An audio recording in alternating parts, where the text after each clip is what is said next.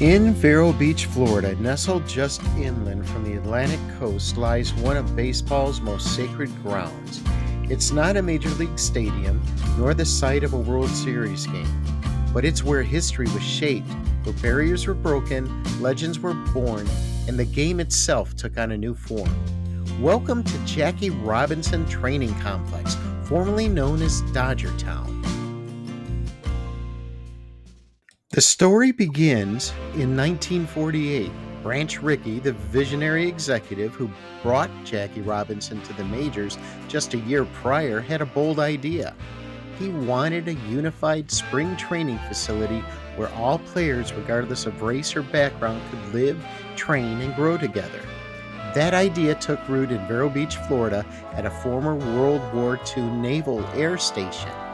What was once military housing would become something more, a community of teammates unified by the game. They called it Dodgertown. Imagine a sprawling campus of palm trees, barrack-style dorms, and fields as far as the eye could see. Players didn't stay in hotels, they bunked in military housing from the old naval base. No luxury, no frills, just roommates, shared bathrooms, and cafeteria lines. But that's what made it special. You might walk into the mess hall and see Jackie Robinson having breakfast with Duke Snyder, or watch Roy Campanella and Pee Wee Reese joke during batting practice. Everyone was accessible, teammates, coaches, and even executives. There were no big egos or VIP lounges here. It was baseball stripped down to its essentials: work, camaraderie, and growth. In the evenings, players might relax in the recreation hall, shoot pool, or catch a movie together. It wasn't glamorous, but it was brotherhood. Dodgertown was also one of the first places where white and black players not only shared a field, but also a life. Rooms, meals, conversations. It was a quiet revolution happening far from the headlines. That sense of unity, of shared purpose, became a cornerstone of Dodger culture, and it all started here in the heat and humility of Vero Beach. Jackie Robinson first attended spring training at Dodgertown in 1948. By then, he had already broken Major League Baseball's color barrier the previous year, in 1947. But in Vero Beach, he experienced something radically different. This wasn't just a ballplayer reporting to camp. This was a man who had already changed the course of American history. And yet, at Dodgertown, he was finally treated like one of the guys. There were no headlines or hostile crowds here, just teammates who had seen what he endured in the majors, who respected his quiet toughness, and who came to understand that his presence made them all better. Jackie walked those barracks-lined paths like any other Dodger. He slept in the same simple quarters, took the same early morning drills, and stood shoulder to shoulder in the batting cage. But everyone knew something was different. Dodgertown for him was a breath of freedom. In a segregated South, this was one of the only places where a black man could play ball, eat, sleep, and live alongside white teammates without being told to sit in the back, use a different entrance, or stay at a different hotel. The camp wasn't perfect, but it was protected. The Dodgers built a bubble in Vero Beach where merit mattered more than prejudice. And every time Jackie suited up there, it was a quiet victory for what baseball and America could become. In his book Dodgertown, Dodgers historian Mark Langell opens a window into this world using rare photographs and first-hand stories. Langell captures the spirit of those early years, the experimentation, the camaraderie, the innovation, and why this one-time naval base became the gold standard for spring training. Rhodey Johnson's book, The Rise and Fall of Dodgertown, expands the view.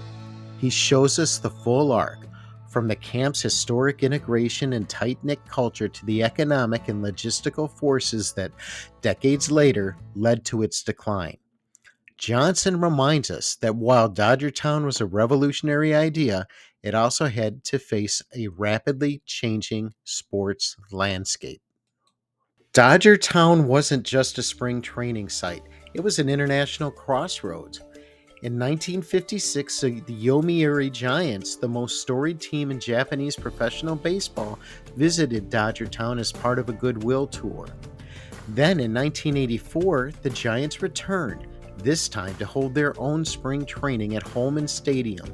It was the first time a Japanese professional team trained alongside a major league club in the U.S. Fast forward to 2025, the Dodgers and the Cubs traveled to Japan for MLB's opening series. The Dodgers faced the Giants, the Cubs played the Henshin Tigers, then both U.S. teams faced each other in an official MLB game in the Tokyo Dome.